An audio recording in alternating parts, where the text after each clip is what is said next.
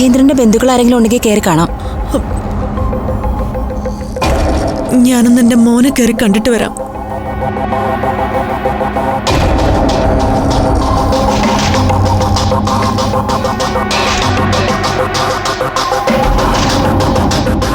ആരെയും നമ്മളങ്ങനെ കണ്ണടച്ച് വിശ്വസിക്കണ്ട. ഇത് ചെയ്തത് ഇപ്പൊ ഇവിടുന്ന് അനിയന്റെ പേരിൽ പൂങ്കണ്ണീര് ഒഴിച്ചിട്ട് പോയ കലാവതിയാണോന്ന് വരെ എനിക്ക് സംശയമുണ്ട്. അഭിമന്യു പറഞ്ഞത് നേരാ. കലാവതി പഞ്ചരത്നത്തിൽ എൻ്റെ മക്കളോട് അടുത്തതും ഇങ്ങനെ ഒരു ബർത്ത്ഡേ പാർട്ടി നടത്താൻ മുന്നിട്ടിറങ്ങിയതിലൊക്കെ എനിക്കിപ്പോൾ നല്ല സംശയമുണ്ട്.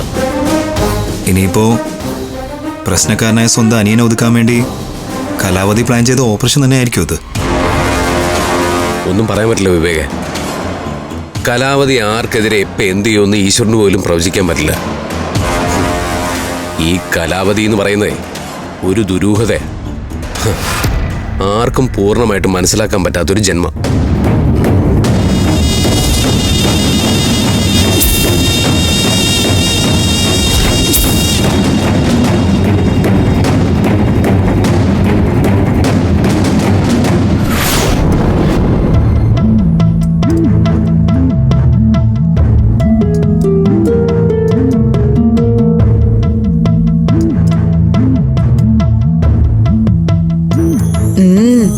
അഭിമന്യു സാറിന്റെ സ്പെഷ്യൽ ഫ്രൈഡ് റൈസ് അടിപൊളിയാ.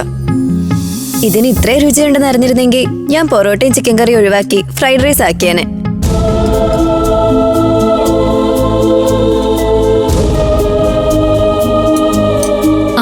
അയ്യോ കഴിക്കേ. നിങ്ങളെന്തിനാ നിർത്തിക്കളഞ്ഞത്? ആഹാരം കഴിക്കുന്ന സമയത്ത് കാലം വന്നാലും എഴുന്നേക്കരുതെന്നാ പ്രമാണം. നിങ്ങളിരുന്ന് സമാധാനമായിട്ട് കഴിക്കേ.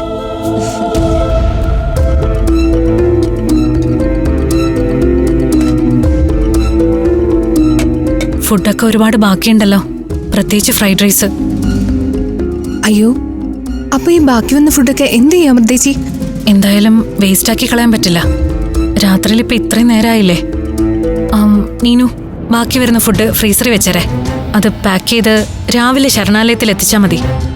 അവിടുത്തെ കുഞ്ഞുങ്ങള് സന്തോഷത്തോടെ കഴിച്ചോളൂ. ശരി മോളെ, ഞങ്ങൾ വേണ്ടതുപോലെ ചെയ്തോളാം.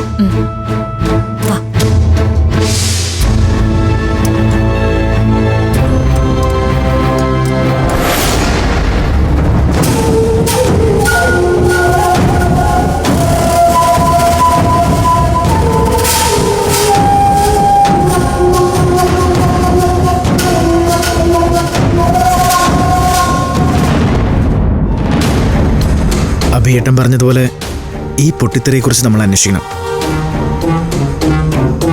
ആ കേക്ക് ഓർഡർ ചെയ്ത ബേക്കറിയിലൊന്ന് വിളിക്കണം അഭിയേട്ടാ. ആ സ്പാർക്ലിംഗ് ക്യാൻഡിൽ എന്താണ് സംഭവിച്ചതെന്ന് അന്വേഷിക്കണം. അതൊക്കെ ഞാൻ നേരത്തെ അന്വേഷിച്ചതാ.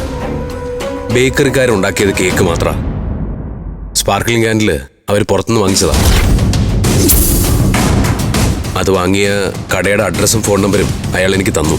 ഞാൻ അവരെ വിളിക്കുകയും ചെയ്തതാ. പക്ഷെ നേരം വൈകുന്നുണ്ട് അവർ ഫോൺ എടുത്തില്ല. അങ്ങനെയാണെങ്കിൽ നമുക്ക് നാളെ രാവിലെ അവിടെ നിന്ന് പോകാം ബേട്ടാ. അവർ കൊടുത്തുവിട്ട സ്പാർക്ലിംഗ് ക്യാൻഡിൽ എങ്ങനെയാണ് പൊട്ടിത്തെറിച്ചെന്ന് നമുക്കൊന്ന് അറിയണമല്ലോ. അഭിയേട്ടന്റെ നിലപാട് തന്നെയാണ് ശരി.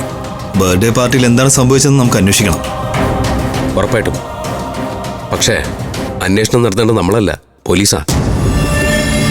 നാളെ തന്നെ ഞാൻ അമൃതയെ കൊണ്ട് പോലീസിലൊരു കംപ്ലൈൻറ്റ് കൊടുപ്പിക്കാം. കമ്മീഷണർ എൻ്റെ ഒരു ഫ്രണ്ടാ. ഞാൻ അദ്ദേഹത്തിനോട് സംസാരിച്ചോളാം. ഇതിലൊരു കേസിന്റെ ആവശ്യമില്ല. എന്റെ അനിയനെ ഈ അവസ്ഥയിലാക്കിയത് ആരാണെങ്കിലും അവരെ ഞാൻ തന്നെ ശിക്ഷിക്കും. അതിനെനിക്ക് ഒരു നിയമ സംവിധാനത്തിന്റെ ആവശ്യമില്ല. അത് പിന്നെ ഇതിന്റെ പിന്നിൽ ആരാണെന്ന് നിയമപരമായി അന്വേഷിക്കുന്നതിനല്ലേ നല്ലത്. അഭിയേട്ടൻ പറഞ്ഞാണ് ശരിയെന്ന് എനിക്കും തോന്നുന്നത്. നമ്മളൊരു പോലീസ് കേസ് കൊടുത്താൽ എന്താ സംഭവിക്കുക? പോലീസ് വരും, അന്വേഷിക്കും, ചിലപ്പോ കുറ്റക്കാരെ കണ്ടെത്തും. അങ്ങനെ ഇതിന്റെ പിന്നിൽ പ്രവർത്തിച്ചവരെ പോലീസ് കണ്ടെത്തിയാൽ തന്നെ അവർക്കൊരു സ്റ്റേഷൻ ജാമ്യം കൊടുത്തു വിടുകയും ചെയ്യും. ഭരണഘടനയും പോലീസും കോടതിയൊന്നുമല്ല ഈ കലാവതിയുടെ നിയമം. ഫ്ലവേഴ്സ് ഒരുക്കുന്ന കാഴ്ച വസന്തം യൂട്യൂബിൽ പ്രേക്ഷകർക്ക് ലൈവായി കാണാം. ഫ്ലവേഴ്സ് കോമഡിയിൽ ജോയിൻ ചെയ്യൂ, ആസ്വദിക്കൂ.